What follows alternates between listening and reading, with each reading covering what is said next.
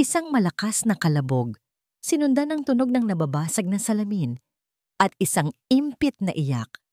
Napahinto sa paglalakad si Lyra Santos. Ang puso niya'y biglang kumabog ng napakabilis. Ang mga tunog na iyon ang mga tunog na buong buhay niyang tinakasan. Ang karahasang pilit niyang iniiwan sa madilim na kahapon. Ngunit paano nangyari iyon dito? Itinaas niya ang kanyang paningin. Ang dambuhalang tarangkahan ng Hacienda del Fuego ay tila isang halimaw na nakanganga sa harap niya, gawa sa itim na bakal na pinalamutian ng ginto. Sa likod nito, isang mahabang daan na nalilinyahan ng mga matatayog na puno ng mangga ang umaabot patungo sa isang mansyon na tila kinuha mula sa isang lumang pelikula. Malawak, puti, at napakaganda. Ito dapat ang kanyang bagong simula. Ang lugar kung saan niya hahanapin ang kapayapaang matagal nang ipinagkait sa kanya. Pero ang katahimikan ng lugar ay binasag ng alaala ng tunog na narinig niya kanina lamang. Mrs. Santos?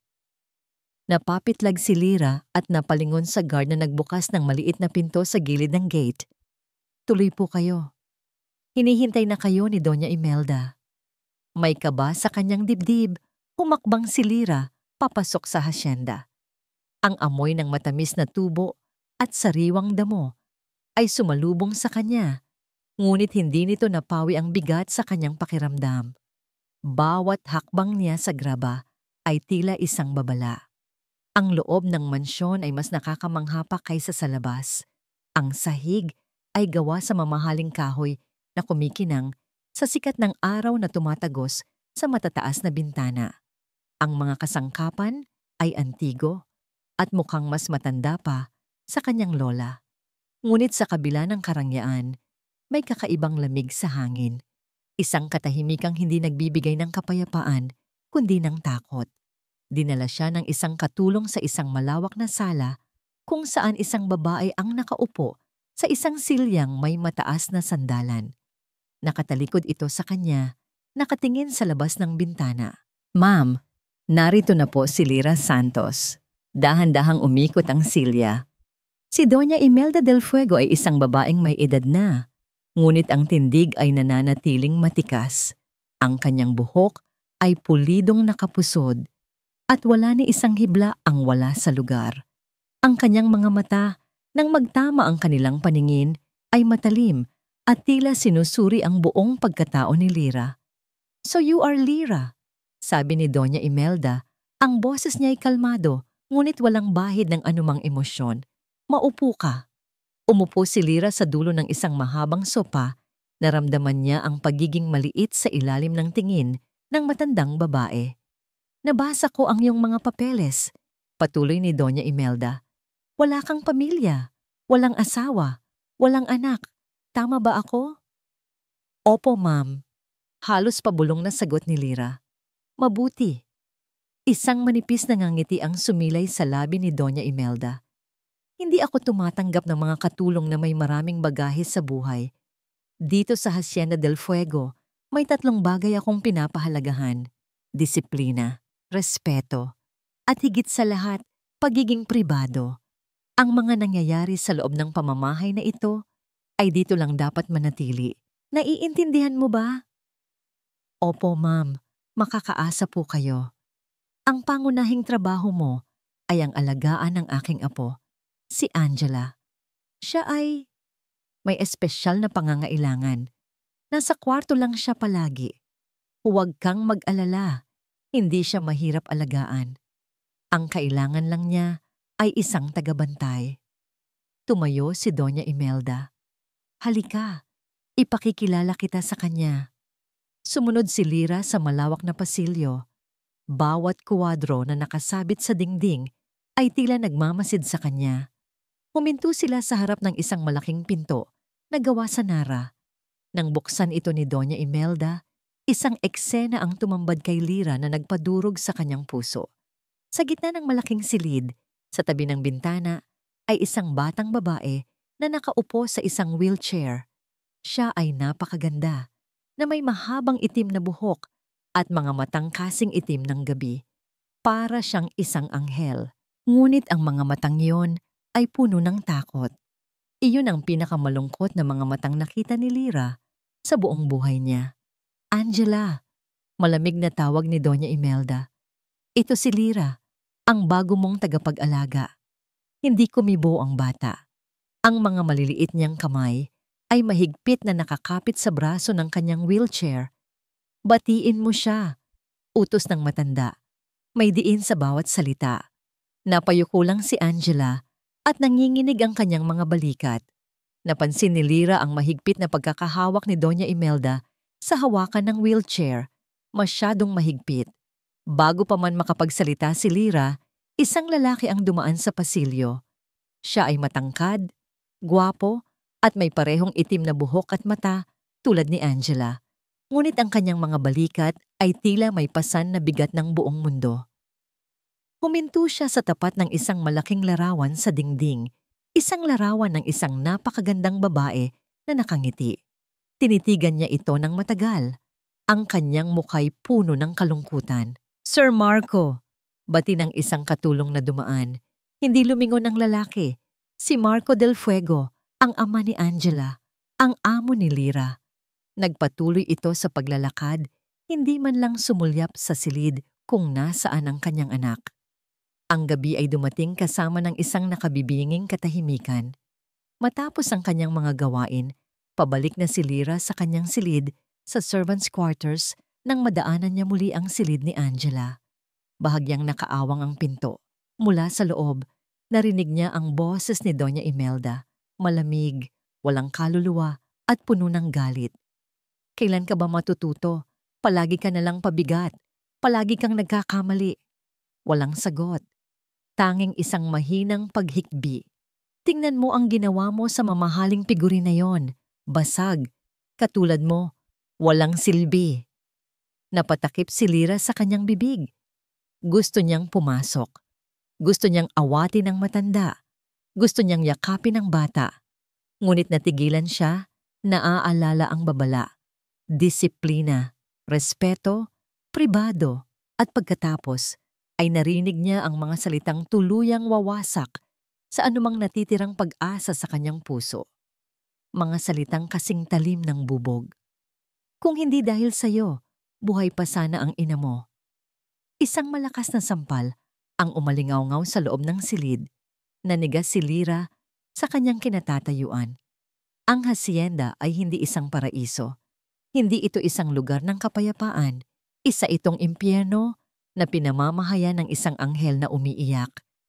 At sa gabing iyon, naunawaan ni Lyra na ang pagtakas niya ay nagwakas na. Hindi siya napunta rito para magtago. Siguro, napunta siya rito para lumaban. Kinabukasan, maagang nagising si Lyra, ngunit ang bigat na naramdaman niya kagabi ay hindi nawala. Dala-dala niya ito tulad ng isang itim na ulap habang tinutungo niya ang kusina. Ang buong mansyon ay tahimik pa, ngunit para kay Lyra, ang katahimikan ay sumisigaw sa alaala ng isang sampal at isang impit na iyak. Nadatnan niya si Doña Imelda sa malaking hapagkainan, nagkakape habang nagbabasa ng dyaryo. Tila walang anumang nangyari. Ang mukha nito ay kalmado, ang kilos ay kontrolado. Para bang ang karahasang nasaksihan ni Lyra ay isa lamang masamang panaginip. Lyra, sabi ng matanda, hindi man lang inaalis ang tingin sa dyaryo.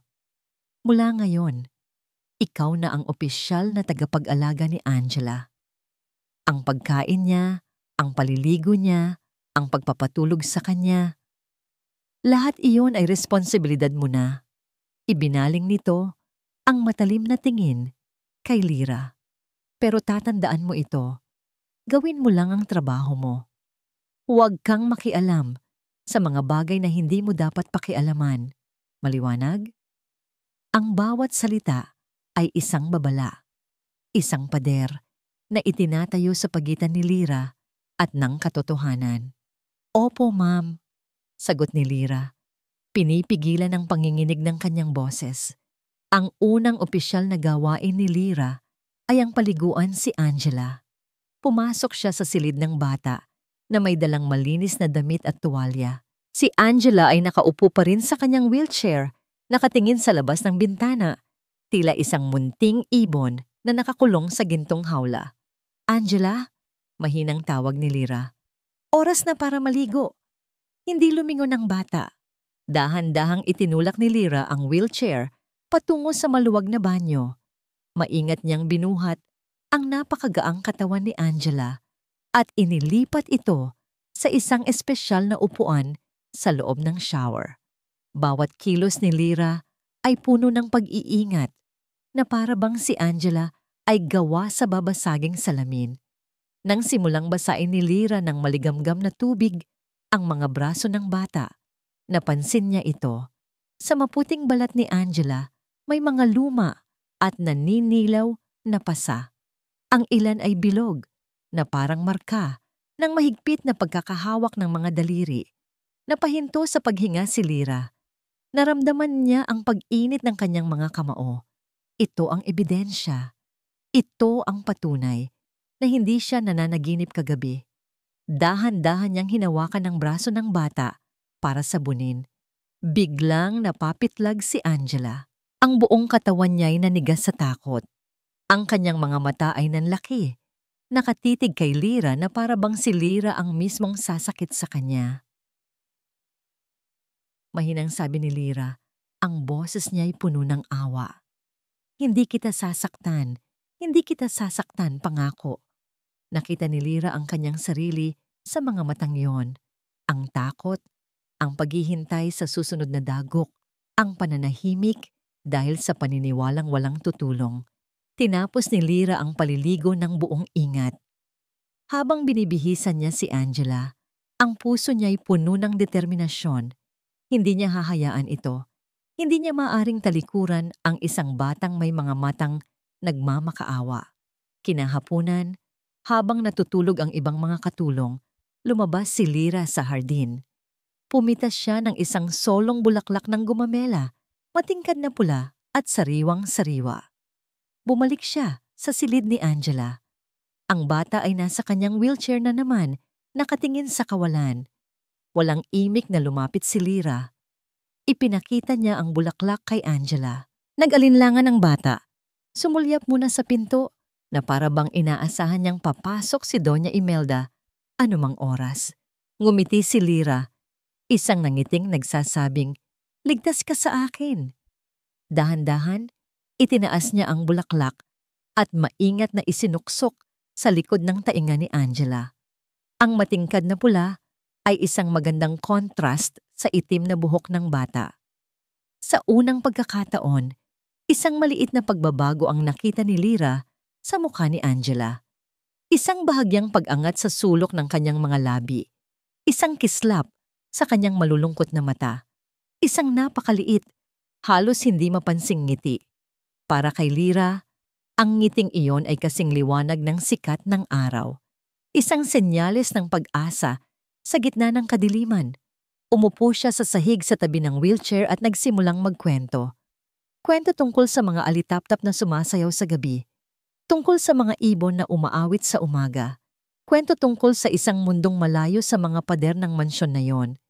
Hindi nagsalita si Angela, ngunit nakinig ito. Sa unang pagkakataon, ang kanyang mga balikat ay hindi na nanginginig. Kinagabihan, habang inaayos ni Lyra ang mga gamit sa kusina, nilapitan siya ng punong kusinera, si Manang Elena.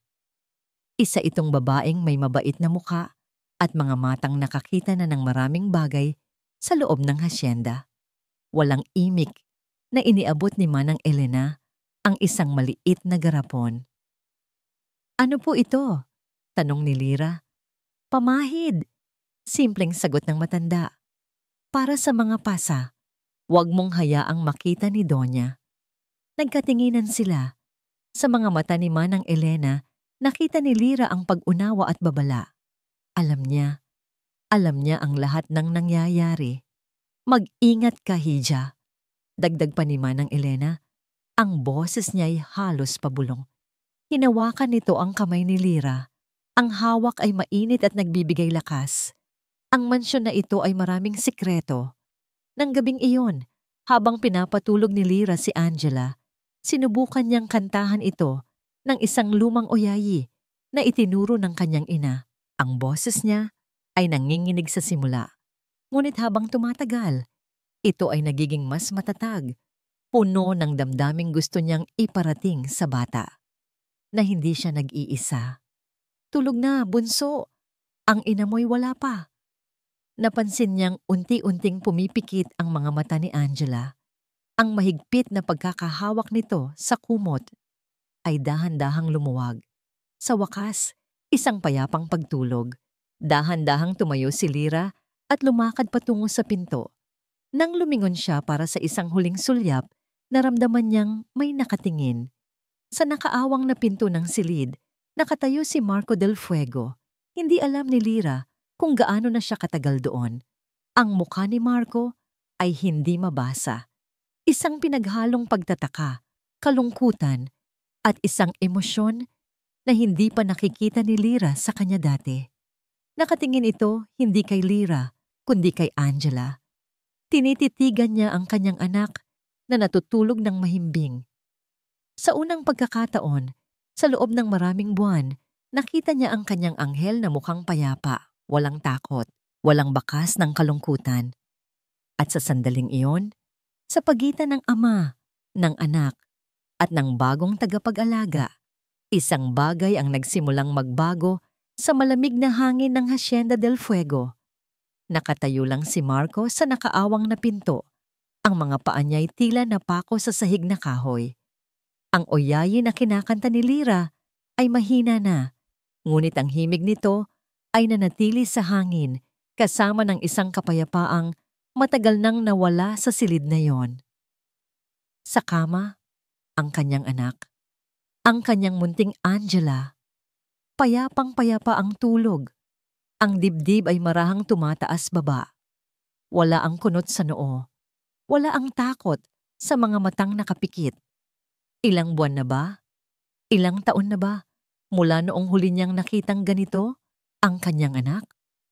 Isang pamilyar na kirot ang kumalat sa dibdib ni Marco. Ang kirot ng pagkakasala. Dahan-dahan siyang umatras, isinara ang pinto nang walang anumang ingay. Naglakad siya patungo sa kanyang opisina. Ang bawat hakbang ay mabigat. Binuksan niya ang ilaw at agad na napatingin sa malaking larawan sa ibabaw ng kanyang mesa. Si Isabela, ang kanyang asawa. Nakangiti, ang mga matay nagniningning. Kuha ang litratong yon dito mismo sa hardin, ilang linggo bago ang aksidente. Bago ang lahat ay naging abo. Naalala niya ang araw na yon.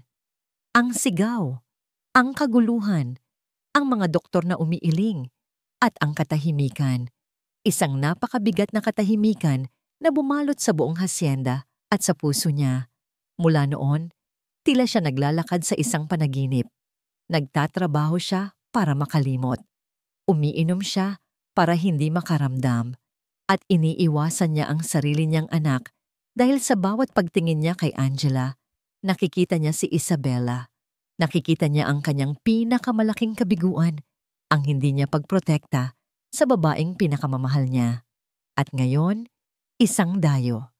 Isang bagong katulong na sa loob lamang ng ilang araw ay nagawa ang hindi niya nagawa sa loob ng maraming taon. Ang bigyan ng kapayapaan si Angela. Hindi niya maintindihan ang nararamdaman niya. Isang bahagi niya ay nagpapasalamat, ngunit isang bahagi niya ang nahihiya at natatakot. Kinabukasan, sa almusal, sinadya niyang maupo kung saan tanaw niya ang pasilyo patungo sa silid ni Angela. Nakita niya si Lyra na maingat na itinutulak ang wheelchair ng bata. May sinabi si Lyra na nagpangiti kay Angela.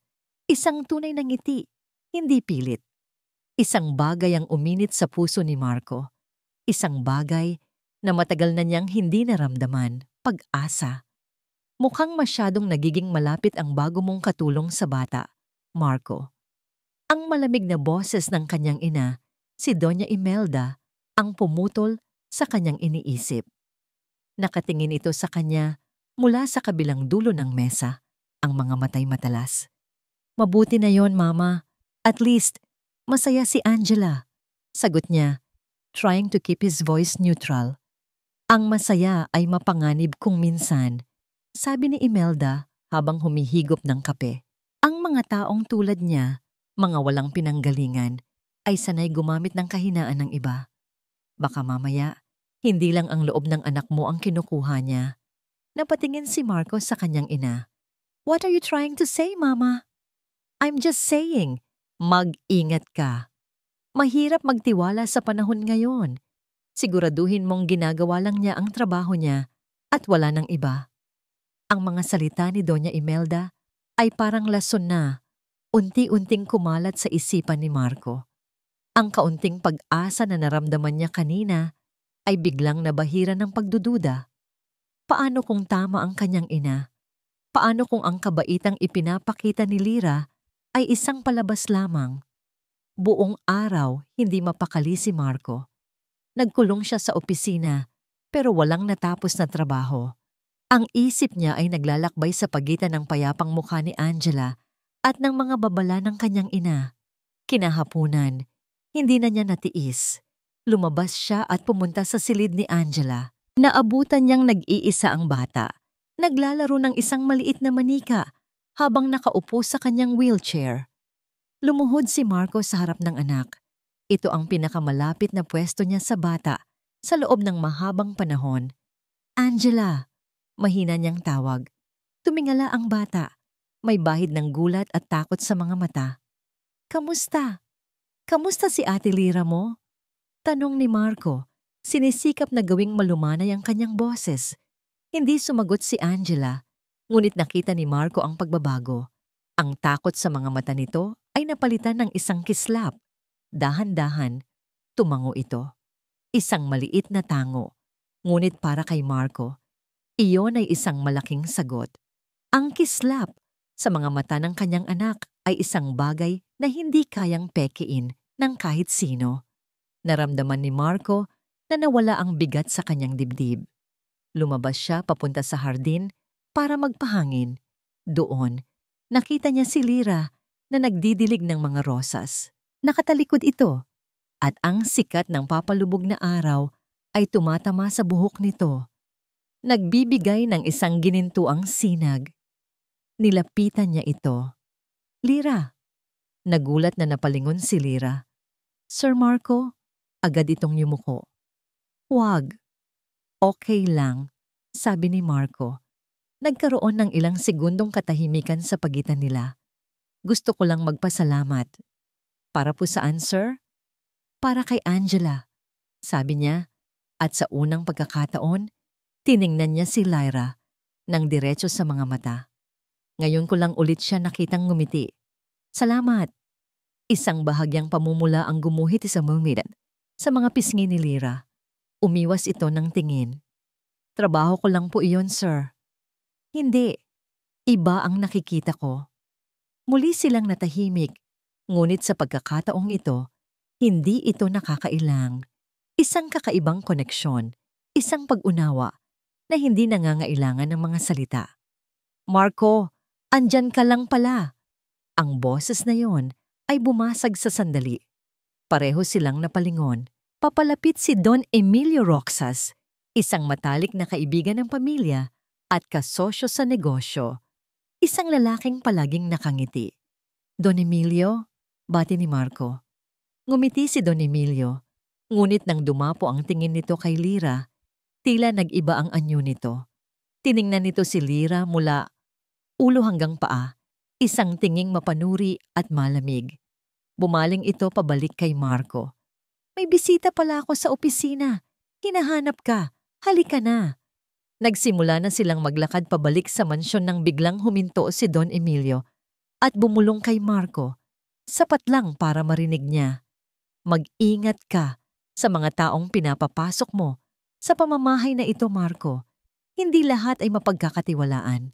Ang mga salita ay halos kapareho ng sinabi ng kanyang ina. Nilingon ni Marco si Lyra na naiwan sa hardin. Nakayuko ito, ngunit naramdaman ni Marco ang pagbabago sa kilos nito. Tila ito natakot. Ang pagdududa na sandaling nawala ay muling bumalik. Mas malakas, mas nakakalito ang sandaling koneksyon na naramdaman ni Lyra. Kasama si Marco sa hardin ay naglaho na parang bula. Ang init ng pasasalamat sa mga mata nito ay napalitan ng pagdududa, isang aninong ipinunla ng mga salita ni Don Emilio at diniligan ng lason mula kay Doña Imelda. Nagsimula ang lahat kinaumagahan. Pumasok si Lyra sa silid ni Doña Imelda para kumuha ng mga labahin. Naabutan niya itong nakatayo sa harap ng isang malaking salamin.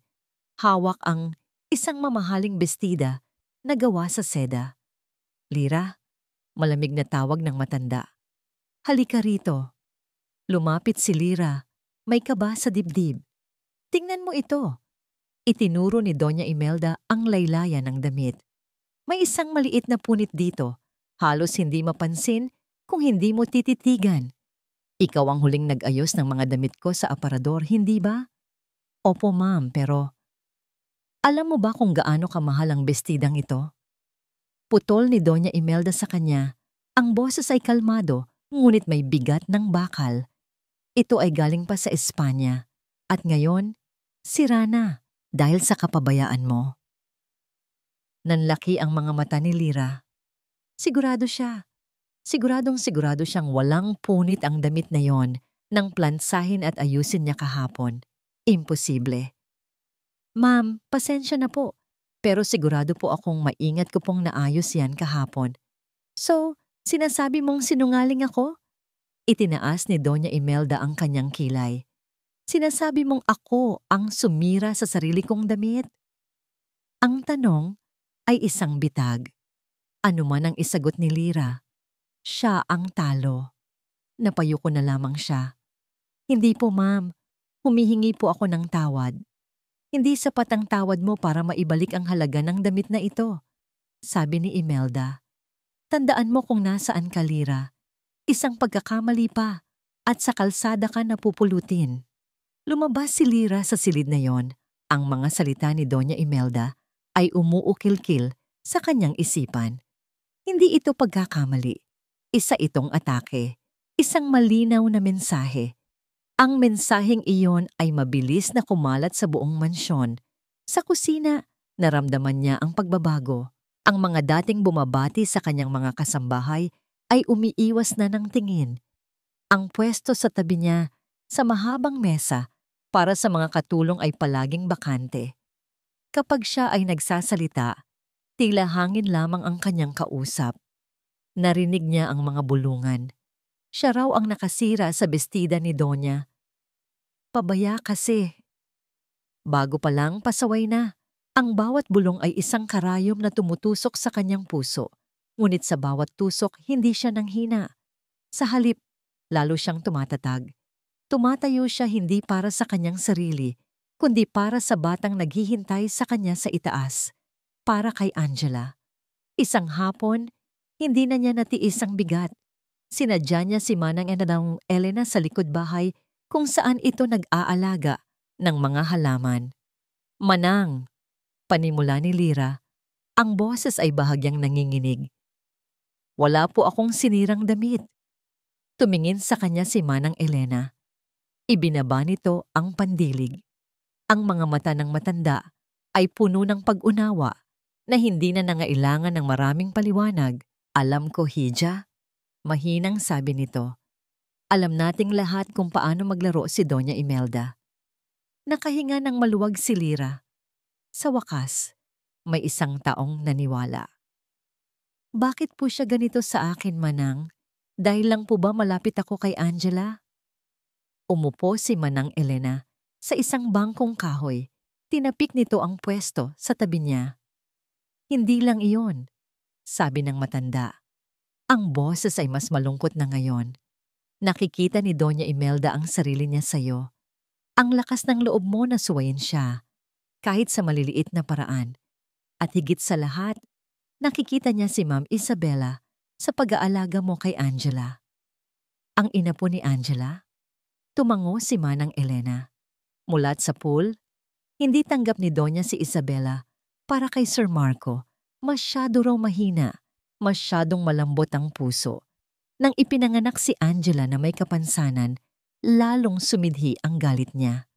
Para sa kanya, si Isabela at si Angela ang mantsa sa perpektong pangalan ng mga Del Fuego.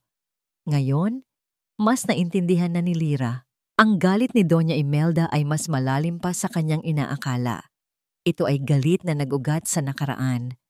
Ang pagkumpirma mula kay Mananamo ng Elena ay nagbigay ng bagong lakas kay Lyra. Ngunit ang giyera ay hindi pa tapos. Nang gabing iyon, sa hapunan, nagreklamo si Doña Imelda na masyadong maalat ang sabaw. Nakatingin ito ng diretso kay Lyra, kahit na si Manang Elena ang nagluto. Baka naman itong bago mong alaga ang naglagay ng asin, Marco. Baka sinusubukan niyang lasunin tayong lahat, sabi ni Imelda. May pait sa boses. Sasagot na sana si Lyra para ipagtanggol ang sarili nang magsalita si Marco. Mama, tama na po, sabi ni Marco. Hindi itinaas ang boses, ngunit may bigat at awtoridad. Manang Elena has been cooking for us for 30 years. Alam niya ang ginagawa niya. Isang nakabibinging katahimikan ang bumalot sa hapag. Si Doña Imelda ay tila sinampal sa sinabi ng sariling anak. Tiningnan niya si Marco, pagkatapos ay si Lyra, at isang mapanganib na kislap ang dumaan sa kanyang mga mata. Ang maliit na pagtatanggol na yon mula kay Marco ay nagbigay ng kaunting init sa puso ni Lyra. Ngunit alam niyang mas pinalala lang nito ang sitwasyon. Ipinakita nito kay Doña Imelda na si Lyra ay hindi lang isang katulong, isa na siyang impluwensya, isang kalaban.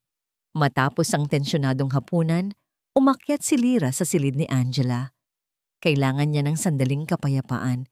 Kailangan niyang makita ang dahilan kung bakit niya tinitiis ang lahat. Naabutan niya si Angela na nakatulala sa isang sulok ng silid. Sinundan ni Lyra ang tingin nito at nakita ang isang luma at maalikabok na kahon sa ilalim ng isang maliit na mesa. Kinuha niya ito at maingat na pinunasan. Isa itong kahon ng musika, gawa sa kahoy at may mga ukit ng mga bulaklak. Medyo sira na ang bisagra nito. Ang ganda naman nito, sabi ni Lyra kay Angela. Gusto mo bang subukan nating ayusin? Ngumiti siya at sinubukang pihitin ang maliit na susi sa likod nito. Biglang sumigaw si Angela, isang sigaw na puno ng takot. Huwag! Nabitawan ni Lyra ang kahon dahil sa gulat. Tumingin siya kay Angela. Ang bata ay nanginginig. Ang mga matay ng lalaki sa sobrang takot. Nakaturo sa kahon ng musika na para bang isa itong ahas. Huwag! Ayaw ni Lola. Sigaw muli ng bata. Ang boses ay basag at puno ng sindak. Ayaw ni Lola. Ang sigaw ni Angela ay tumagos sa mga pader ng mansyon at umabot hanggang sa opisina ni Marco. Agad siyang napatayo. Ang tensyon mula sa hapunan ay biglang napalitan ng pag-aalala. Mabilis ang kanyang mga hakbang paakyat sa hagdanan. Ang puso niya ay kumakabog sa bawat baitang. Ano na namang nangyayari? Pagdating niya sa tapat ng silid, naabutan niyang papalabas si Lyra. Ang mukha nito'y puno ng pagkalito at awa. Sa loob, naririnig pa rin niya ang mahinang paghikbi ng kanyang anak. Anong nangyari? Tanong niya. Ang boses ay mas mahigpit kaysa sa kanyang intensyon. Napapitlag si Lyra. Sir, pasensya na po. May nakita po akong lumang kahon ng musika. Akala ko po magugustuhan niyang pakinggan. Pero hindi na nito tinapos ang sasabihin. Hindi na kailangan. Sumilip si Marco sa loob. Si Angela ay nakayakap sa kanyang mga tuhod. Nanginginig pa rin. Habang sa sahig ay nakahandusay ang isang bagay na halos burado na sa isipan ni Marco. Ang kahon ng musika. Isang agos ng alaala ang bumalik sa kanya. Ang ngiti ni Isabela noong ibinigay niya iyon sa kanya para sa kanilang anibersaryo. Ang paborito nitong himig na Clair de Lune na tumutugtog mula rito. Gabi-gabi, iyon ang pinapatugtog ni Isabela para patulugin si Angela noong sanggol pa ito. Ito ay isang sisidlan ng masasayang alaala. Bakit ito kinatatakutan ng kanyang anak? Pumasok siya sa silid at marahang pinulot ang kahon. Ang pintura sa takip ay may mga lamat na. Ang bisagra ay kalawangin. At nang subukan niyang pihitin ang susi, wala nang tumunog. Sira na. Mama, anong nangyari sa music box na ito? Kinabukasan sa almusal, iyon ang unang tanong ni Marco sa kanyang ina. Inilapag niya ang sirang kahon sa mesa. Tiningnan ito ni Doña Imelda na para bang isa itong basura. Itinago ko iyan. Simpleng sagot nito. Nasisira lang ang loob mo sa tuwing nakikita mo ang mga gamit ni Isabela. Bakit ito sira? Giit ni Marco. At bakit takot na takot si Angela dito? Huminga ng malalim si Doña Imelda, isang buntong hiningang puno ng pagkadismaya. Marco, aksidente lang yan. Nahulog, nabasag. Natakot ang bata. Ganoon lang yon. Some things are better left buried, anak. Huwag mo nang kalkalin ang mga bagay na magdudulot lang ulit ng sakit. Ang sagot ay masyadong simple, masyadong malinis. Hindi nito ipinapaliwanag ang sobrang takot sa mga mata ng kanyang anak. Dahil sa hindi makontento, hinanap ni Marco si Manang Elena sa kusina. Naabutan niya itong naghihiwa ng mga gulay. Mag-isa. Manang, maari po ba kayong makausap? Lumingon ang matanda at nang makita ang dala ni Marco, bahagyang nanigas ang kanyang mga kamay. Tungkol saan po yon, sir? Tungkol dito, sabi ni Marco. Ipinakita ang kahon.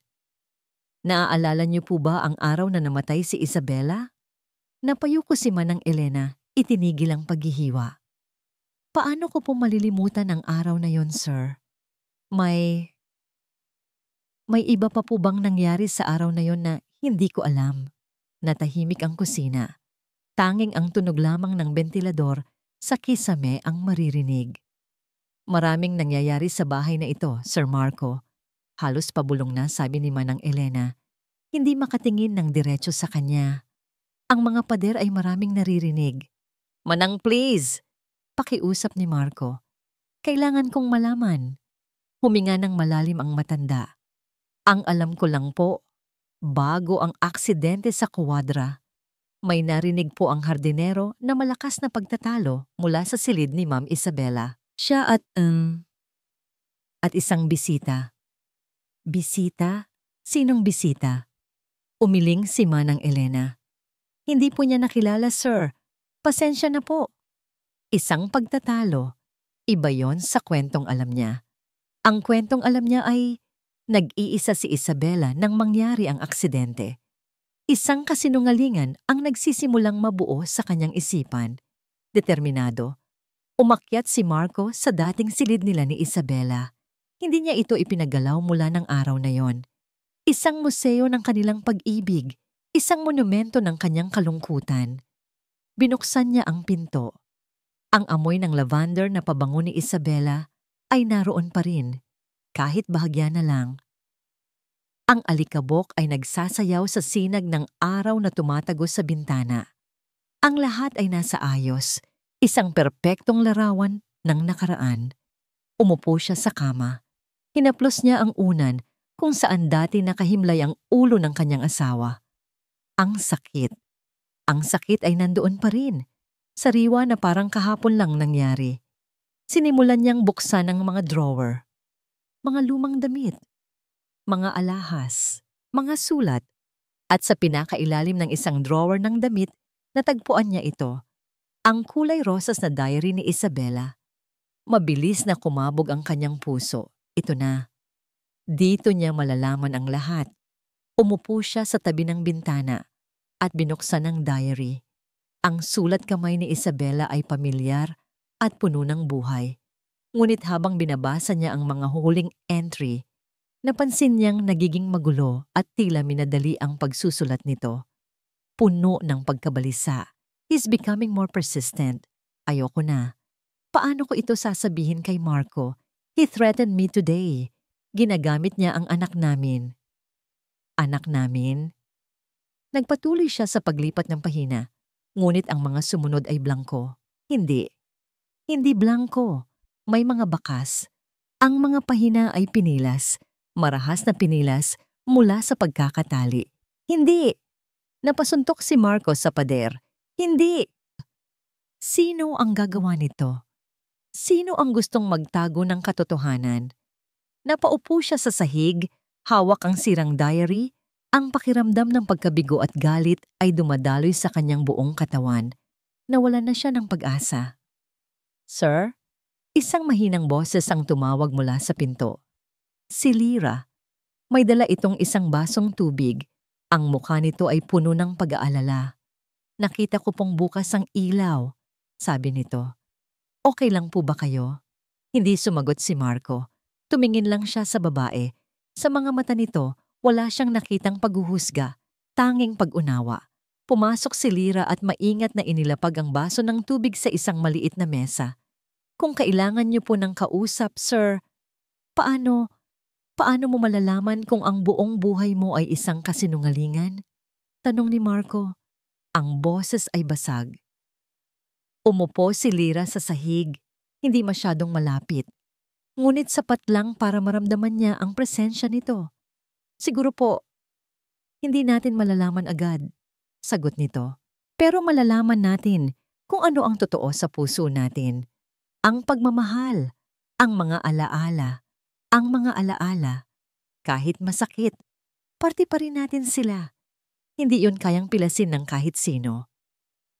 Ang mga salita nito ay simple, ngunit tumagos iyon sa puso ni Marco.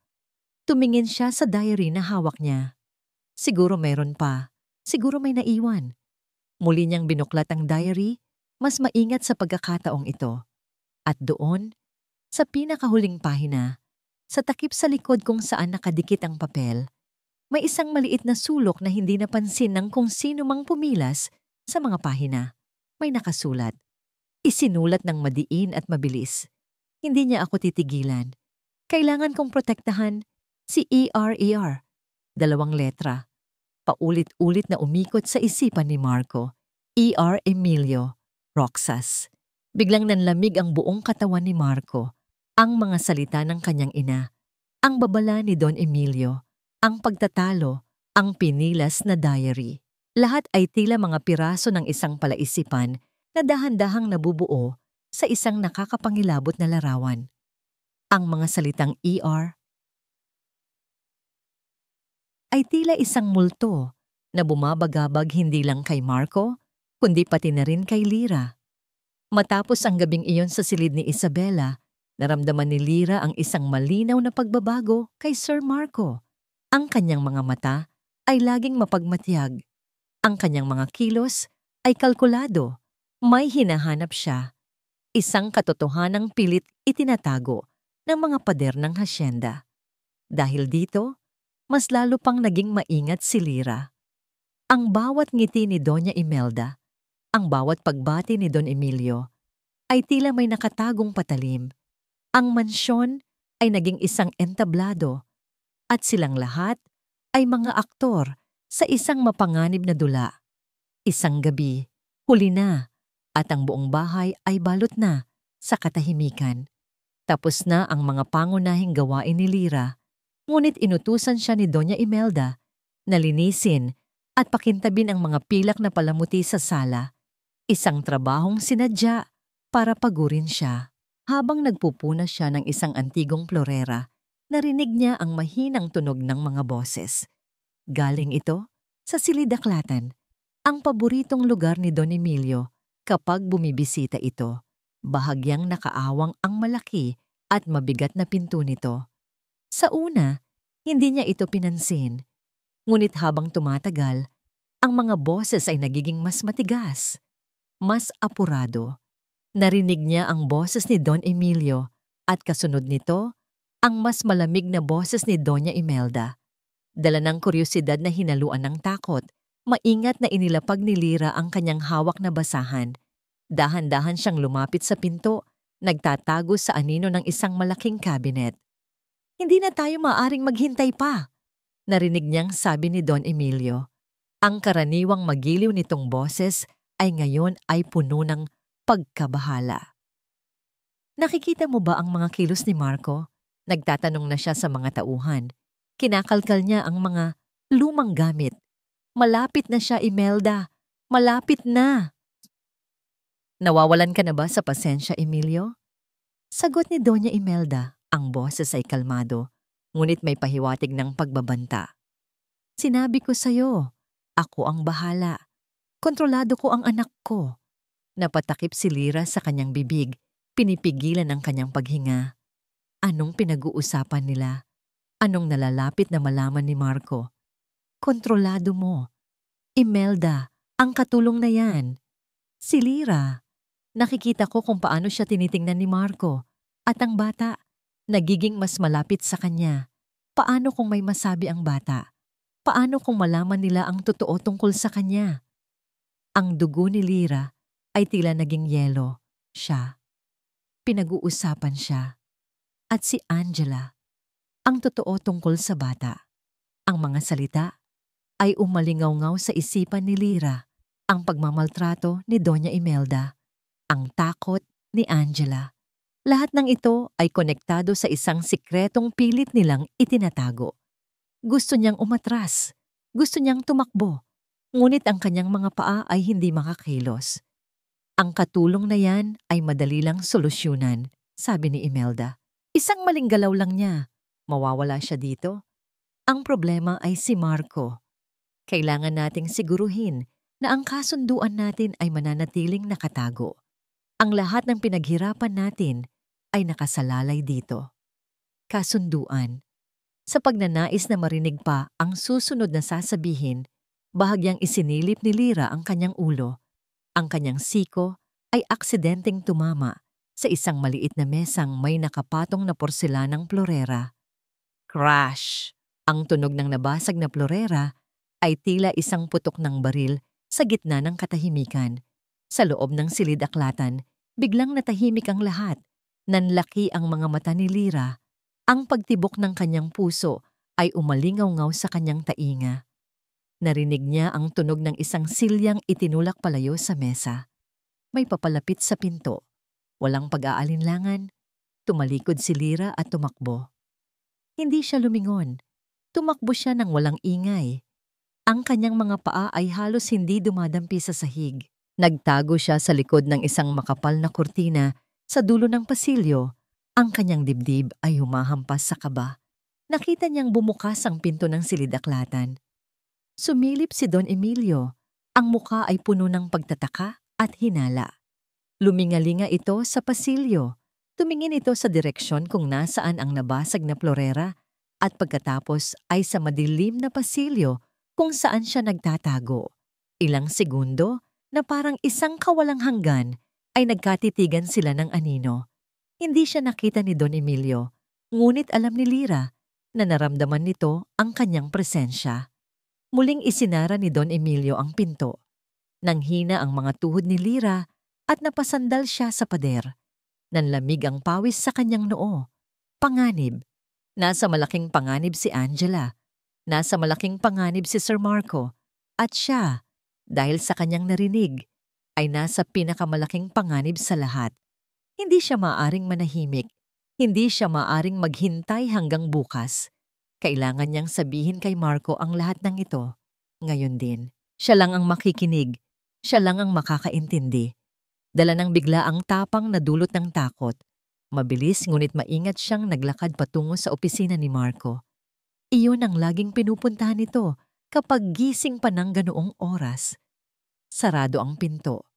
Kumatok siya ng mahina. Sir Marco? Walang sagot. Sinubukan niyang pihitin ang seradura. Bukas. Dahan-dahan niyang itinulak ang pinto. Madilim sa loob. Tanging ang liwanag lamang mula sa buwan ang nagbibigay ng kaunting ilaw. Walang tao. Saan siya? Baka sa kwarto na niya. Nagmamadali siyang tinungo ang silid ni Marco sa kabilang dulo ng pasilyo. Ang pinto nito ay bahagyang nakaawang. Sir Marco, tawag niyang muli. Halos pabulong. Itinulak niya ang pinto. Isang ilaw mula sa lampshade ang bumukas at ang kanyang puso ay tila tumigil sa pagtibok. Hindi si Marco ang nandoon. Nakatayo sa gitna ng silid. Sa tabi ng kama ni Marco ay si Doña Imelda. Hindi ito nagulat.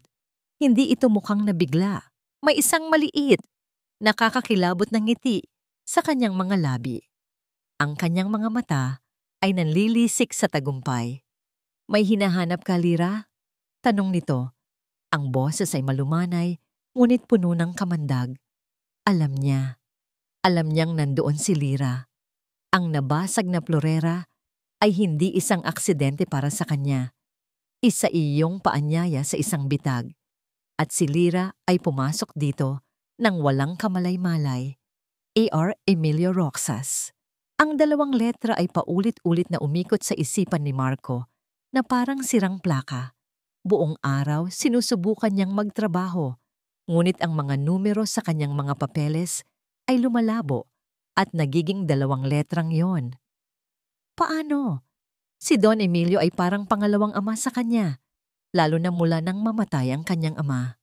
Isang tiyo, isang gabay, ang pinagkakatiwalaan ng kanilang pamilya.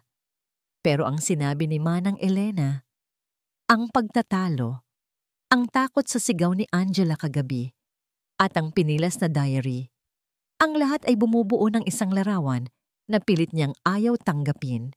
Kailangan niyang makausap si Lira. Kailangan niyang malaman kung ano ang eksaktong narinig nito sa silid-aklatan. Ngunit tila may mga mata at tainga ang bawat sulok ng mansyon.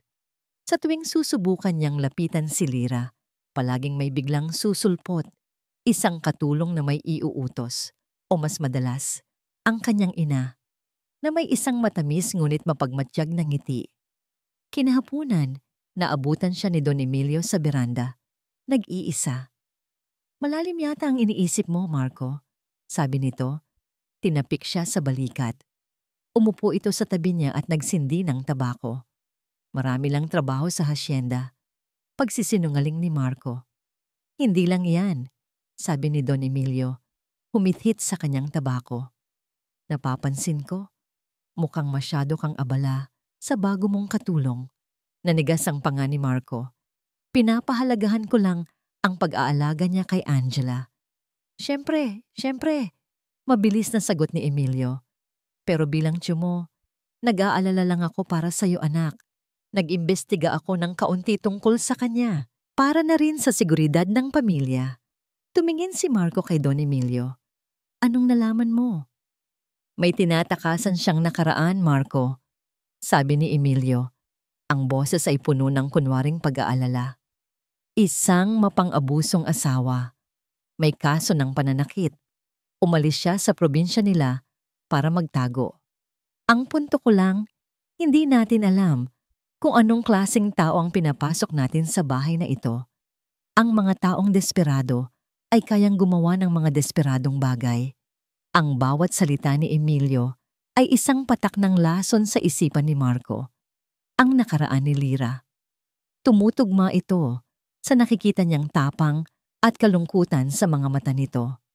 Pero ginamit ito ni Emilio para gawing isang babala, isang banta. Salamat sa paalala, tiyo, sabi ni Marco. Sinisikap na panatilihing kalmado ang kanyang boses habang ang kanyang isipan ay nagkakagulo. Nang gabing iyon, bago ang hapunan, ang bitag ay tuluyan ng isinara. Pababa na si Marco ng hagdanan nang marinig niya ang boses ng kanyang ina mula sa sala. May kakaibang panginginig dito. Nawawala. Sigurado akong dito ko lang yon iniwan sa aking jewelry box. Naabutan niya itong kausap ang hepe ng mga gwardiya ng hasyenda. Ang mukha ni Doña Imelda ay puno ng pagkabalisa. Anong nawawala, Mama? Ang kwintas ko, sabi ni Imelda. Hinahaplos ang kanyang leeg. Ang kwintas na diamante na regalo pa sa akin ng papa mo. Ang huling alaalang bigay niya sa akin. Marco, nawawala. Napatingin si Marco sa paligid. Ang mga katulong ay nagbubulungan sa isang sulok. Baka naman po kung saan niyo lang nailagay, Mama. Imposible! Hindi ako pabaya sa mga gamit ko. Giit ni Imelda. Tumingin ito sa gwardiya. Halughugin ninyo ang buong mansyon, lalo na ang kwarto ng mga katulong. Ngayon din. Mama, hindi naman yata tama iyon. Protesta ni Marco. Anong hindi tama? Galit na sagot ni Imelda. Ang manakawan tayo sa sarili nating pamamahay? Paano kung hindi lang kwintas ang mawala? Paano kung ang susunod ay si Angela na? Kailangan nating malaman kung may ahas tayong pinapatuloy dito. Ang mga salitang ahas ay tila may direksyong pinupuntahan. Ang mga babala ng kanyang ina. Ang paalala ni Don Emilio. Si Lyra. Walang nagawa si Marco. Ang utos ay naibigay na. Pinapila ang lahat ng mga katulong sa sala. Ang kanilang mga mukha ay puno ng takot at kahihiyan. Si Lyra ay nakatayo sa dulo ng linya, tuwid ang likod. Ngunit nakita ni Marco ang bahagyang panginginig ng kanyang mga kamay. Nakatingin ito sa kanya. Ang mga mata nito ay puno ng isang tanong na hindi niya masagot. Isa-isang hinalughog ang kanilang mga silid. Ang bawat minuto ay tila isang oras. Ang tensyon sa sala ay halos hinihika sila. Pagkatapos ng ilang sandali, bumalik ang isang gwardiya. May hawak itong isang maliit na telang supot. Dahan-dahan niya itong binuksan. Mula sa loob, kumislap ang isang kwintas na diamante sa ilaw ng chandelier. Isang kolektibong paghinga ang narinig mula sa mga katulong. Saan ninyo yan nahanap? Tanong ni Doña Imelda, kahit alam na niya ang sagot. Sa ilalim po ng unan, sa silid ni Lyra Santos, sagot ng gwardiya. Lahat ng mga mata ay napunta kay Lyra. Ang mga bulungan ay naging akusasyon. Ang mga tingin ay naging paghusga. Napailing si Lyra, ang mga matay ng lalaki sa hindi paniniwala. Hindi po sa akin iyan. Wala po akong kinuha. Tumingin siya kay Marco, ang kanyang mga mata ay nagmamakaawa. Sir Marco, maniwala po kayo sa akin. Hindi ko po magagawa iyan. Si Marco ay nakatayo doon, nakatingin sa kwintas, sa mga mata ni Lyra, at sa nagtatagumpay na mukha ng kanyang ina. Ang ebidensya, ang mga babala, ang kanyang pagdududa. Lahat ay nagsama-sama para bumuo ng isang pader na hindi niya kayang gibain. Naramdaman niyang nanlamig ang kanyang buong katawan. Ang isang bahagi niya ay sumisigaw na paniwalaan si Lyra, ngunit ang isa pang bahagi, ang bahaging pinuno ng mong lason ni na Imelda at Emilio, ay nagsasabing nagkamali siya ng pagtitiwala. Huminga siya ng malalim. Ang bigat ng desisyon ay dumadagan sa kanyang mga balikat. Ngumiti si Doña Imelda. Isang malamig at matalim na ngiti. Lumapit ito sa kanyang anak at bumulong. Sapat lang para marinig ni Marco. Ngunit ang bawat salita ay parang isang sampal. Sinabi ko na sa'yo, Marco. Ahas ang pinapasok mo sa bahay na to. Ang mga salita ni Doña Imelda ay hindi isang bulong, kundi isang hatol. Ahas. Naramdaman ni Lyra ang pagbitay sa kanya ng bawat pares ng mata sa silid na yon. Ang mga kasamahan niya sa trabaho, na dati kaibigan niya, ngayon ay nakatingin sa kanya na may pinaghalong takot at pagkasuklam. Si Doña Imelda na may anyo ng isang nagwaging reyna. Si Don Emilio na biglang lumitaw mula sa silid-aklatan. Ang mukha ay puno ng kunwaring pagkadismaya. At si Marco, ang kanyang mga mata. Doon lamang nakatuon ang buong atensyon ni Lyra. Hinahanap niya ang kahit katiting na pagtitiwala, ang kahit maliit na pagdududa sa hatol ng lahat. Ngunit ang nakita niya ay isang pader. Isang malamig at matibay na pader ng pagkalito at sakit. Hindi totoo yan. Paulit-ulit na sabi ni Lyra. Ang boses niya ay basag na at nanginginig. Ang mga luha ay nagsimulang mamuo sa kanyang mga mata. Ngunit pinigilan niya ang mga ito. Hindi siya iiyak. Hindi siya magmamakaawa sa harap nila. Sir Marco, alam ninyo sa puso ninyo na hindi ko kayang gawin iyan. Lumapit si Doña Imelda sa kanya. Hinablot nito ang kwintas mula sa kamay ng gwardiya. At paano namin malalaman iyan? Isang magnanakaw na galing sa wala? Isang babaeng tumatakbo mula sa sarili niyang asawa? Baka naman kailangan mo ng pera para tuluyan ng makalayo sa kanya. Ang bawat salita ay sinadya para saktan siya, para ipaalala sa lahat ang kanyang nakaraan. Isang palabas na perpektong isinulat at idinirehe. Tumingin si Lyra kay Marco, naghihintay, umaasa. Si Marco ay tila isang estatwa. Ang kanyang panga ay naninigas. Ang kanyang mga kamao ay nakakuyom sa kanyang tagiliran. Nakikita ni Lyra ang digmaan sa loob ng kanyang mga mata. Ngunit sa huli, ang pagod, ang laso ng pagdududa at ang bigat ng pagiging isang Del Fuego ang nanalo. "Umalis ka na," sabi ni Marco. Ang dalawang salita ay tumama kay Lyra na parang isang malakas na sampal. Mas malakas pa sa sampal na narinig niya sa silid ni Angela noong unang gabi. Ang sakit ay hindi pisikal, kundi isang pagdurog ng kanyang buong pagkatao. "Sir," halos hindi na niya makilala ang sarili niyang boses. "Kunin mo ang mga gamit mo at umalis ka na," ulit ni Marco. Sa pagkakataong ito, hindi na siya nakatingin kay Lyra. Nakatingin siya sa isang malayong punto sa dingding na para bang ang pagtingin kay Lyra ay magdudulot sa kanya ng pisikal na sakit. "Huwag ka nang magpapakita pa dito." Ang bawat salita ay isang pako na ibinabaon sa kanyang kabaong. Ang pag-asa ay tuluyan nang namatay. Walang sino man ang nagsalita. Walang sino man ang kumilos para tulungan siya. Kahit si Manang Elena ay nakayuko lamang sa isang sulok, ang mukha ay nakatago sa kanyang mga palad. Umiiyak ng tahimik. Tumalikod si Lyra. Hindi na niya kailangan ng pangalawang utos. Bawat hakbang palayo sa sala na yon ay isang hakbang palayo sa kaunting pag-asa na kanyang natagpuan. Sa kanyang maliit na silid, mabilis niyang inihagis ang kanyang iilang damit sa isang lumang bag. Hindi niya pinansin ang gulo na iniwan ng mga gwardiya. Ang tanging nasa isip niya ay makaalis na, makaalis sa lugar na puno ng kasinungalingan. Ngunit habang paalis na siya, napahinto siya sa tapat ng silid ni Angela. Dahan-dahan, binuksan niya ang pinto. Ang bata ay gising. Nakaupo sa kanyang kama, yakap-yakap ang isang unan. Ang maliliit niyang balikat ay nanginginig sa pag-iyak. Nakita nito si Lyra at ang mga mata nito'y lalong napuno ng luha. "Ate Lyra?" Lumapit si Lyra at umupo sa gilid ng kama. Hinaplos niya ang buhok ng bata. Wala siyang masabi. Anong sasabihin mo sa isang anghel kapag iiwan mo na siya sa impyerno? "Aalis ka na ba?" tanong ng bata. Ang boses ay basag. "Huwag mo po akong iwan." Ang mga luhang kanina pa pinipigilan ni Lyra ay bumagsak na. Sunod-sunod, walang tigil. "Babalik ako." Pagsisinungaling niya, ang bawat salita ay isang kirot sa kanyang lalamunan. "Pangako, babalik ako para sa'yo." Niyakap niya ang bata ng mahigpit. Amoy ng sanggol at sabon.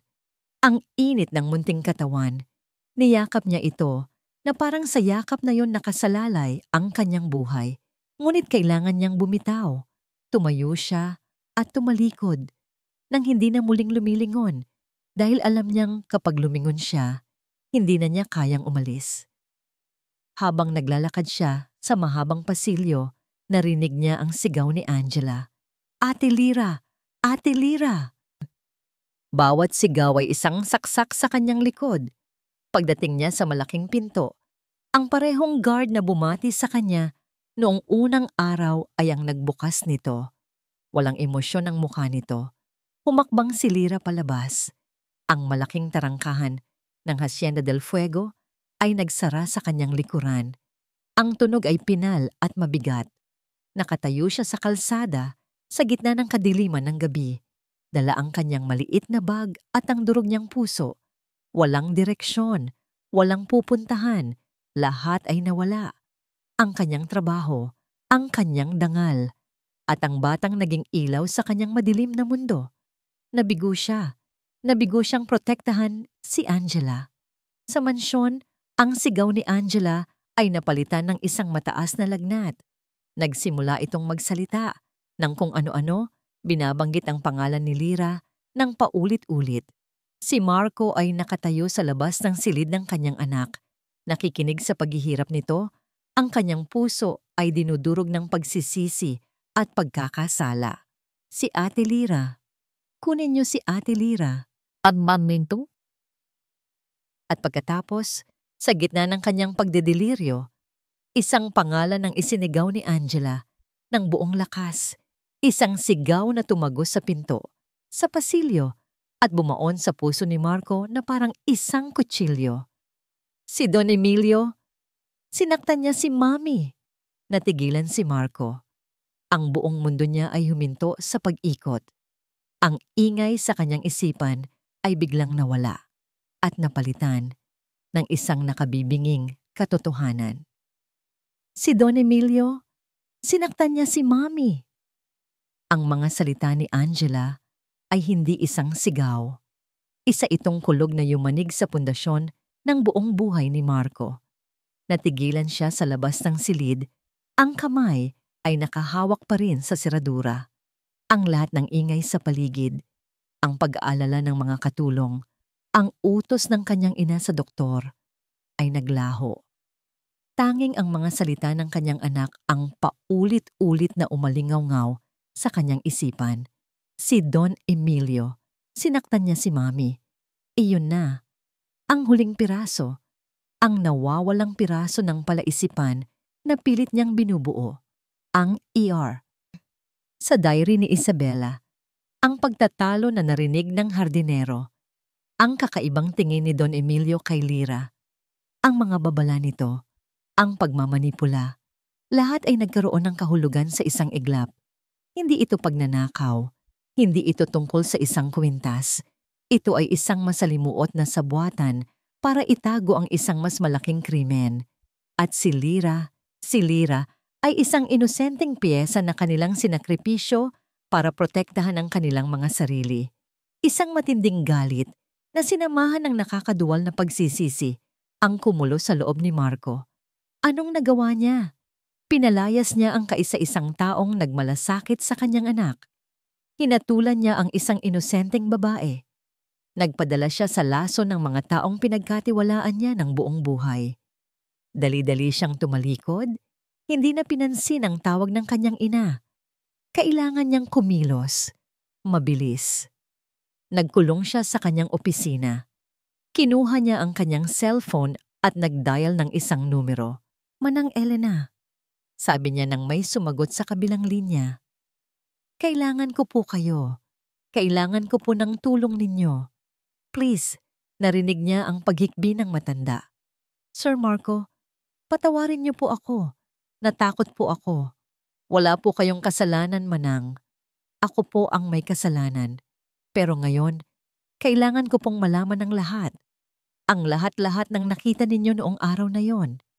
Kahit ang pinakamaliit na detalye. Huminga ng malalim si Manang Elena at pagkatapos ay nagsimula itong magsalita. Ang boses nito ay nanginginig, ngunit sa bawat salita, naroon ang bigat ng katotohanang matagal nitong kinimkim. Nakita ko po si Don Emilio, sabi nito. Nakita ko po siyang papalabas ng kwadra. Ilang minuto lang po bago natin natagpuan si Ma'am Isabela. Nagmamadali po siya, balisa, at may kulang sa suot niya. Anong kulang? Tanong ni Marco. Ang puso niya'y bumibilis. Ang isang cufflink po sa kanyang damit.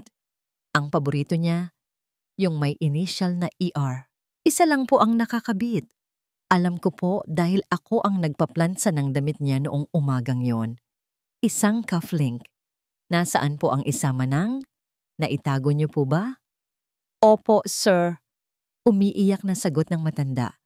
Binalikan ko po ang kwadra kinagabihan. Nakita ko po ito malapit sa dayami. Kumikinang. Itinago ko po. Hindi ko po alam kung bakit, pero itinago ko po. Iyon na ang pisikal na ebidensya. Manang, kunin niyo po iyan. Itago niyo pong mabuti. At please, huwag po kayong magpapahalata kahit kanino. Utos ni Marco. Pagkababa niya ng telepono, wala na siyang inaksayang oras. Kinuha niya ang susi ng kanyang sasakyan at patakbong lumabas ng mansyon, hindi pinapansin ang mga tanong ng gwardiya. Kailangan niyang hanapin si Lyra. Ang ulan ay nagsimulang bumuhos, malakas at walang tigil na para bang nakikidalamhati ang langit sa kanyang kabiguan. Ang mga windshield wipers ay halos hindi na makasabay. Minaneho ni Marco ang sasakyan na parang isang baliw. Ang mga mata ay alerto sa bawat madilim na kalsada, sa bawat waiting shed. Saan siya magpupunta? Gabi na. Umuulan. Wala siyang pera. Wala siyang kakilala. Ang bigat ng kanyang pagkakasala ay halos sumasakal sa kanya. Kung may mangyaring masama kay Lyra, habang buhay niyang hindi mapapatawad ang kanyang sarili. Sa wakas, sa isang maliit na bus stop sa bayan, ilang kilometro mula sa hasyenda, natanaw niya ito. Isang babaeng nakaupo sa isang bangko, yakap-yakap ang kanyang bag, basang-basa sa ulan na tumatagos sa sirang bubong ng waiting shed. Ang kanyang anyo ay larawan ng kawalan ng pag-asa. Mabilis na ipinarada ni Marco ang sasakyan at tumakbo palapit sa kanya. Hindi na alintana ang malakas na ulan. "Lyra!" Tumingala si Lyra. Ang kanyang mga mata ay namumumugto at walang buhay. Ngunit nang makita niya si Marco, ito ay napalitan ng gulat at pagkatapos ay ng galit. Tumayo ito. "Anong ginagawa ninyo dito? Hindi pa ba kayo kontento? Itatapon niyo na ba ako sa kulungan?" "Lyra, pakinggan mo ako," sabi ni Marco, hinawakan ito sa braso. Ang balat nito ay nanlalamig. "Nagkamali ako. Patawarin mo ako." Sinubukan ni Lyrang pumiglas. "Bitawan niyo ako. Pagkatapos ng lahat ng ginawa niyo." "Alam ko na." Putol ni Marco sa kanya. Ang kanyang boses ay desperado. "Narinig ko si Angela. Nagsalita na siya. Alam ko na ang tungkol kay Don Emilio. Lyra, patawarin mo ako sa hindi ko paniniwala sa'yo. Nabulag ako. Natakot ako. Please, patawarin mo ako." Huminto sa pagpupumiglas si Lyra. Tumingin ito sa mga mata ni Marco, hinahanap ang katotohanan sa kanyang mga sinasabi. Ang nakita niya ay isang lalaking durog, basang-basa sa ulan, at puno ng pagsisisi. Ang galit sa puso ni Lyra ay dahan-dahang napalitan ng pagod. Napayuko na lamang siya at nagsimulang umiyak. Isang iyak na puno ng sakit, ng pagod, at ng kaunting kaginhawaan. Niyakap siya ni Marco. Sa gitna ng malakas na ulan, sa isang abandonadong bus stop, niyakap niya ito ng mahigpit. "Hindi na kita bibitawan. Pangako, tutulungan mo akong itama ang lahat ng ito. Babawiin natin si Angela. Magkasama tayo dito." Nang tumila ang iyak ni Lyra, tumingin siya kay Marco. May bagong apoy sa kanyang mga mata, isang apoy ng determinasyon. Bumalik sila sa sasakyan, basang-basa, ngunit may bagong layunin. "May plano ako," sabi ni Marco habang nagmamaneho pabalik, papalapit sa hasyenda. Panahon na para harapin nila ang katotohanan. Kinuha niya ang kanyang cellphone, dinial niya ang numero ng kanyang ina.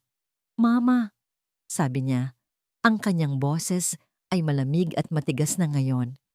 "Tumawag ka kay Tio Emilio. Papuntahin mo siya sa hasyenda. Ngayon din. Sabihin mo, mayroon tayong importanteng pag-uusapan. Isang emergency na pulong ng pamilya sa Silid-Aklatan. Sabihin mo, nalaman ko na ang totoong nangyari sa pagkamatay ni Isabela." Ang Silid-Aklatan ay napuno ng nakabibinging katahimikan. Ang amoy ng mga lumang libro at mamahaling kahoy ay tila hinaluan ng amoy ng kasinungalingan at pagtataksil. Ang ulan sa labas ay humina na, ngunit ang tensyon sa loob ng silid ay mas matindi pa sa anumang bagyo. Nakatayo si Marco sa gitna ng silid. Sa isang tabi, nasa likod niya, ay si Lyra. Hindi na bilang isang katulong, kundi bilang isang saksi at kakampi. Sa kabilang tabi ay si Manang Elena na may hawak na isang maliit na panyo sa nanginginig niyang mga kamay, ngunit ang kanyang mga mata ay matatag. Sa harap nila, Nakaupo sa dalawang magkahiwalay na silya ay sina Doña Imelda at Don Emilio. Si Doña Imelda ay nakaupo ng tuwid. Ang kanyang mukha ay isang maskara ng pagkainis at pagtataka. Marco, ano ang ibig sabihin ng lahat ng ito? Anong emergency? At bakit narito ang babaeng iyan? Sabi nito, itinuturo si Lyra na may pagkasuklam. Si Don Emilio naman ay pilit nang ngumingiti. Ngunit hindi nito maitago ang kaba sa kanyang mga mata.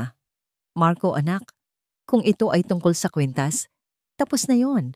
Napatunayan na nating hindi ito tungkol sa kwintas, tiyo. Putol ni Marco. Ang kanyang boses ay malamig na parang yelo. Ito ay tungkol sa isang bagay na mas matagal nang nawawala. Ang katotohanan. Tumingin si Marco sa kanyang ina. Mama, tinanong ko kayo tungkol sa music box ni Angela. Sabi ninyo, aksidente lang ang pagkakasira nito. Pagkatapos ay ibinaling niya ang tingin kay Don Emilio. Tiyo, nagbabala kayo sa akin tungkol kay Lyra. Sinabi ninyong hindi siya mapagkakatiwalaan. Ginawa ko lang yon para protektahan ka. Mabilis na sagot ni Emilio. Protektahan ako? O protektahan ang sarili ninyo? Sagot ni Marco. Kinuha niya ang sirang diary ni Isabela mula sa ibabaw ng mesa. Naalala ninyo ito, tiyo? Ang diary ng asawa ko. Maraming pahina ang nawawala. Ngunit may isang bagay na naiwan. Binuklat niya ito sa huling pahina at itinuro ang mga inisyal. ER. Hindi ko maintindihan noong una, pero ngayon, malinaw na ang lahat. Namutla si Don Emilio. Si Doña Imelda naman ay nagsimulang hindi mapakali sa kanyang upuan. Hindi ko alam ang sinasabi mo, sabi ni Emilio, tumatawa ng pilit. Talaga? Tanong ni Marco. Manang Elena? Nanginginig na humakbang si Manang Elena. Ibinukas niya ang kanyang palad. Sa loob nito ay isang kumikinang na gintong cufflink. Ang cufflink ninyo, Don Emilio, sabi ni Manang Elena. Naiwan ninyo ito sa kwadra. Noong araw na naaksidente si Ma'am Isabela. Ang mukha ni Don Emilio ay nawalan ng lahat ng kulay. Tumingin siya kay Imelda, naghahanap ng tulong. Wala itong ibig sabihin. Sigaw ni Doña Imelda. Tumatayo. Isang pyesa ng alahas. Isang salita mula sa isang katulong.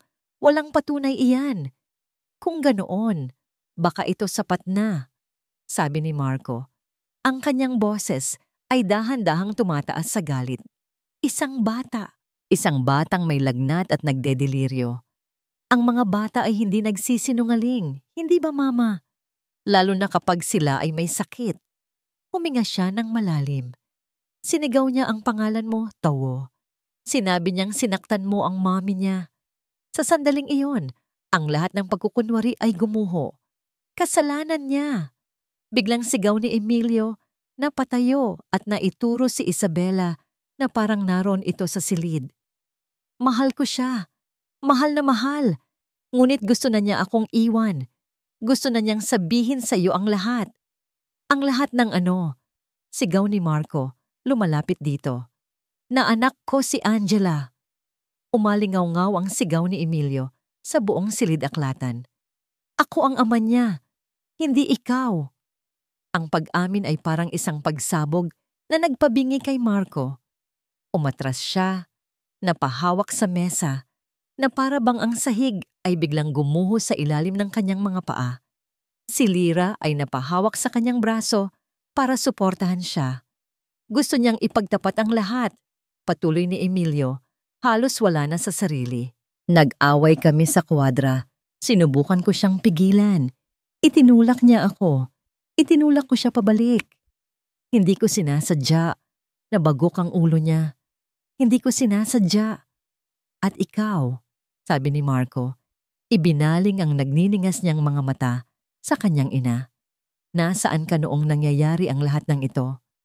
Pinoprotektahan ko ang pangalan ng pamilya. Sigaw ni Imelda, ang kanyang pagiging kalmado ay tuluyan ng nawala at napalitan ng isang pangit na galit. Ang babaeng yan, nagdala siya ng kahihiyan sa atin. At ang batang iyon, ang bastarda na iyon, ay isang buhay na patunay ng kanyang kasalanan.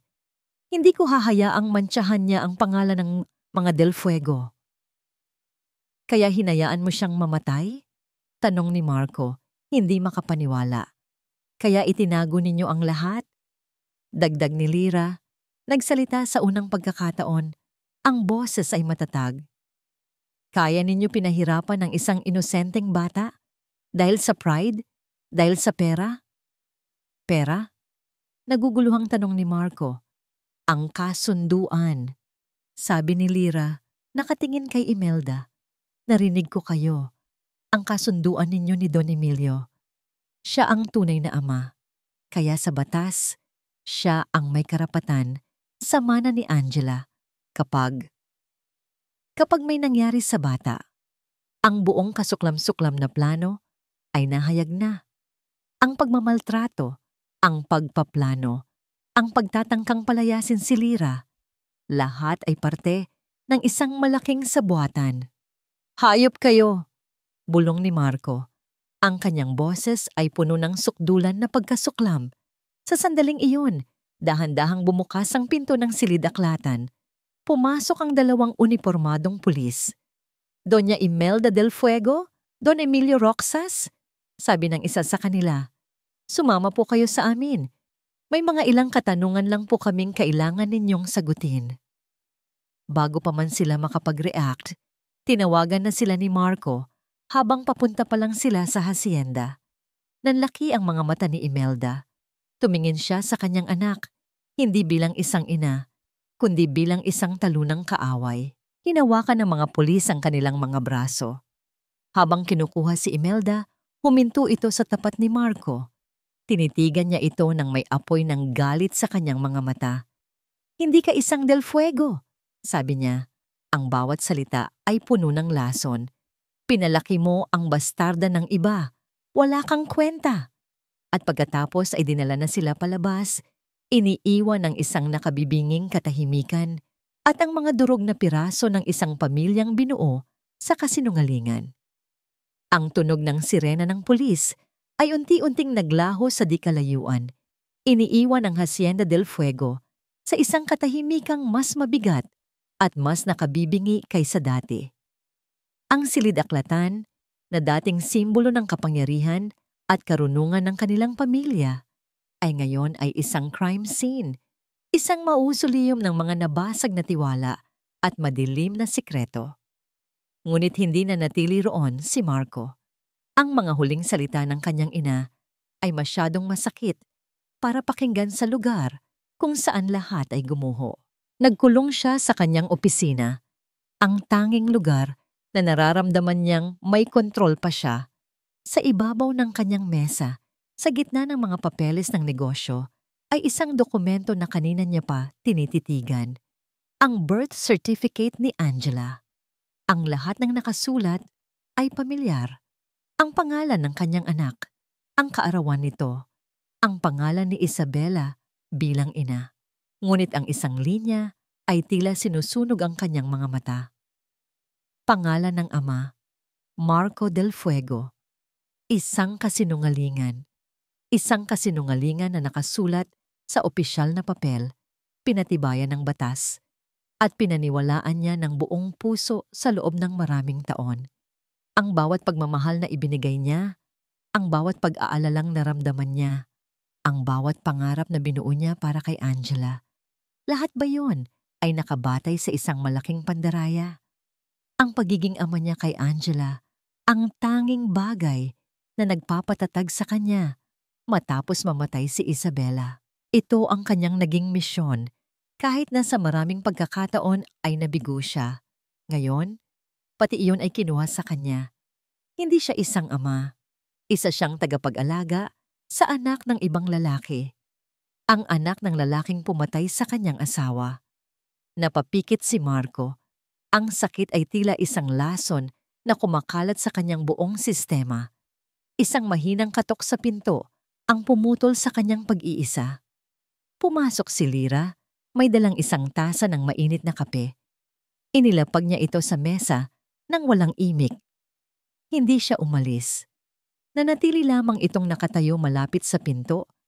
Nagbibigay sa kanya ng espasyo, ngunit hindi siya iniiwang mag-isa.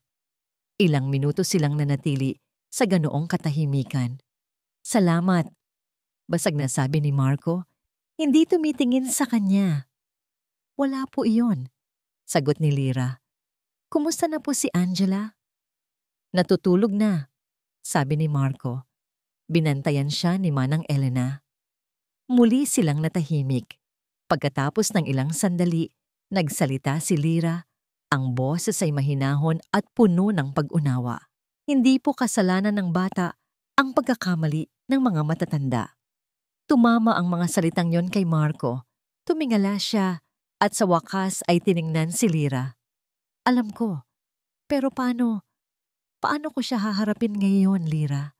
Paano ko siya titingnan araw-araw na hindi nakikita ang mukha niya? Hindi niya kailangang sabihin kung kaninong mukha. Alam na nila pareho. Pumunta po tayo sa kanya, sabi ni Lyra. Nag-alinlangan si Marco, ngunit may kung anong puwersa sa mahinahong determinasyon ni Lyra na nagpatayo sa kanya. Sumunod siya dito, pabalik sa silid ni Angela. Ang silid ay malinis na at tahimik. Ang tanging ilaw ay mula sa isang maliit na lampshade, nagbibigay ng isang mainit at banayad na liwanag sa natutulog na mukha ni Angela. Mahimbing ang tulog nito, ang paghinga ay malalim at payapa. Ang lahat ng takot at sakit ay tila naglaho sa kanyang panaginip. Tumayo sila sa tabi ng kama, magkatabi. Pinagmamasdan ng bata. Sa loob ng maraming taon, bulong ni Marco, siya ang naging dahilan ko para bumangon tuwing umaga.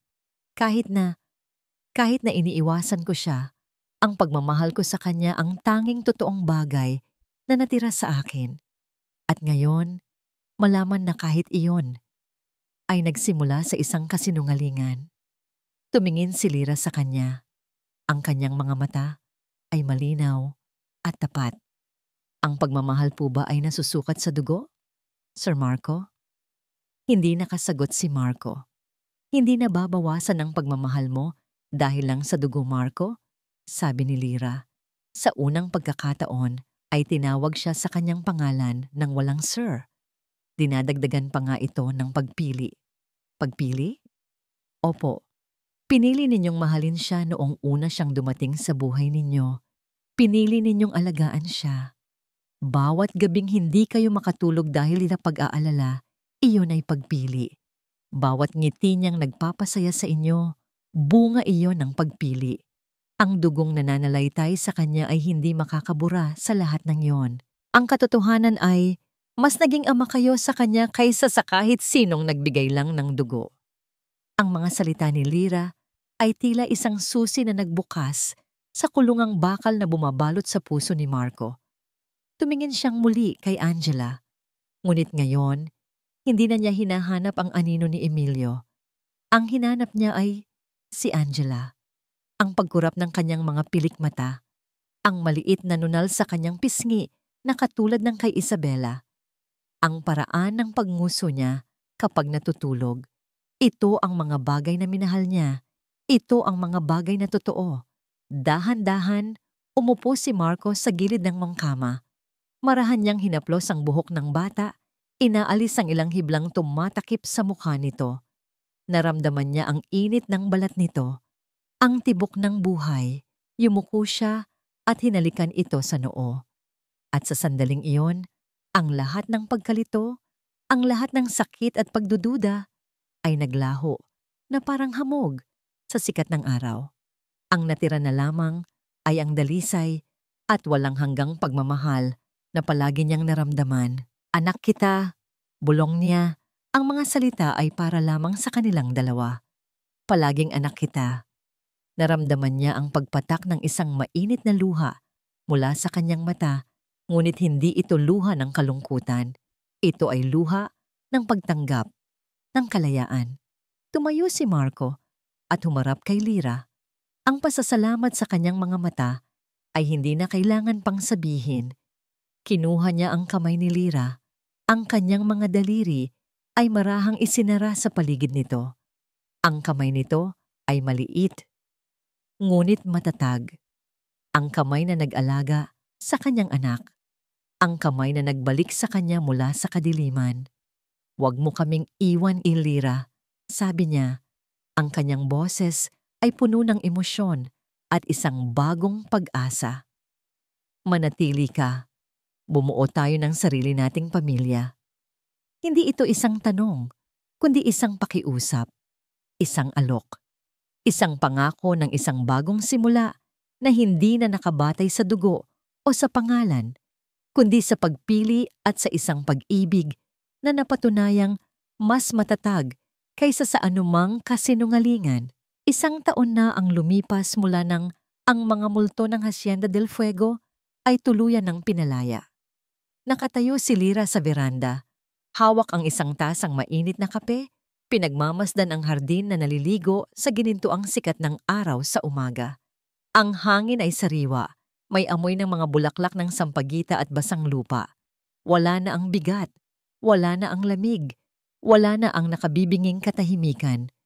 Ang katahimikan ngayon ay napalitan ng isang tunog na mas matamis pa sa awit ng anumang ibon, ang tawa, ang malakas at masayang tawa ni Angela. "Mas mabilis, Daddy! Mas mabilis!" sigaw ng bata. Sa gitna ng malawak na damuhan, itinutulak ni Marco ang bagong wheelchair ni Angela. Hindi na ito ang luma at mabigat na silyang dati, tila isang kulungan. Ito ay magaan at makulay, at si Angela mismo ang nagpapaikot nito nang may kumpiyansa, hinahabol ang mga paru-paro, habang si Marco ay natatawang sumusunod sa kanya. Ang Angela ngayon ay ibang-iba na sa batang nakilala ni Lira. 1 taon na ang nakalipas. Ang kanyang mga mata ay hindi na puno ng takot, kundi ng kislap at kapilyahan. Ang kanyang mga ngiti ay hindi na pilit, kundi kusa at nakakahawa. Nagsimula na rin itong muling magsalita ng tuloy-tulyan, nagkukwento tungkol sa kanyang mga panaginip at sa mga hugis na nakikita niya sa mga ulap. Isang himalang binuo ng pagmamahal, pasensya at kalayaan. Lumapit si Marco kay Lira, pinunasan ang pawis sa kanyang noo at niyakap siya mula sa likod. Ipinatong nito ang kanyang baba sa balikat ni Lira habang pareho nilang pinagmamasdan si Angela. "Tingnan mo siya," bulong ni Marco. "Ang saya-saya niya." "Dahil sa'yo iyan," sagot ni Lira. Ipinatong ang kanyang kamay sa mga braso ni Marco na nakayakap sa kanya. "Dahil hindi mo siya sinukuan, dahil hindi natin siya sinukuan." Pagtatama ni Marco, hinigpitan ng yakap. "Dahil hindi mo kami sinukuan." Lumabas mula sa kusina si Mana ng Elena. May dalang isang tray ng merienda. Ang kanyang mukha ay palaging may ngiti ngayon. Isang ngiting umaabot hanggang sa kanyang mga mata. Wala na ang bigat ng mga sikretong matagal niyang dinala. "Oh, tama na muna ang habulan," tawag niya kay Angela. "Magmerienda muna kayo." Lumapit si Angela sa kanila. Kasunod si Manang Elena. Ang 4 sa kanila. Isang pamilya. Isang pamilyang hindi binuo ng dugo, kundi ng mga pinagdugtong-dugtong na pusong sinubok ng panahon. Pagkatapos ng merienda, inaya sila ni Marco sa isang bahagi ng hardin na dati napapabayaan. Sa gitna nito, may isang maliit na puno ng mangga na nakahandang itanim. "Isang bagong simula," sabi ni Marco. Ibinibigay kay Angela ang isang maliit na pala. "Para sa ating pamilya." Umupo si Lira sa damuhan habang pinapanood niya sina Marco at Angela na magkasamang naghuhukay. Ang lupa ay simbolo ng kanilang nakaraan, madilim at puno ng mga lihim. Ngunit ngayon, binubungkal nila ito. Hindi para maghanap ng sakit, kundi para magtanim ng pag-asa. Maingat nilang inilagay ang puno sa hukay. Si Lira, Marco at Angela. Sabay-sabay nilang tinabunan ng lupa ang mga ugat nito. Ang kanilang mga kamay, na dati magkakaiba ang estado sa buhay, ngayon ay pantay-pantay, pinag-isa ng lupa at ng isang pangarap. Habang nagdidilig sila ng tubig, Tiningnan ni Marco si Lyra. Ang pagmamahal sa mga mata nito ay mas malalim pa sa anumang karagatan. Ikaw ang nagdala ng liwanag pabalik sa lugar na ito, sabi ni Marco. Ang kanyang boses ay puno ng pasasalamat. Sa amin, ngumiti si Lyra. Isang ngiting totoo, payapa, at puno ng kaligayahan. Hinawakan niya ang kamay ni Marco at inilagay ito sa kanyang tiyan. Bahagyang kumunot ang noo ni Marco sa pagtataka, ngunit nang magtama ang kanilang mga mata, unti-unting nanlaki ang mga mata nito sa pag-unawa at napalitan ng isang nangiting hindi pa nakikita ni Lyra dati. Isang ngiti ng purong ligaya at pagkamangha. Tumingin si Lyra sa puno, pagkatapos ay sa nagtatakang mukha ni Angela at sa nagniningning na mga mata ni Marco. Hindi pa tayo tapos magtanim, mahal ko, sabi niya. Ang kanyang boses ay isang pangako ng mas marami pang umaga, mas marami pang tawa, at mas marami pang pag-asa.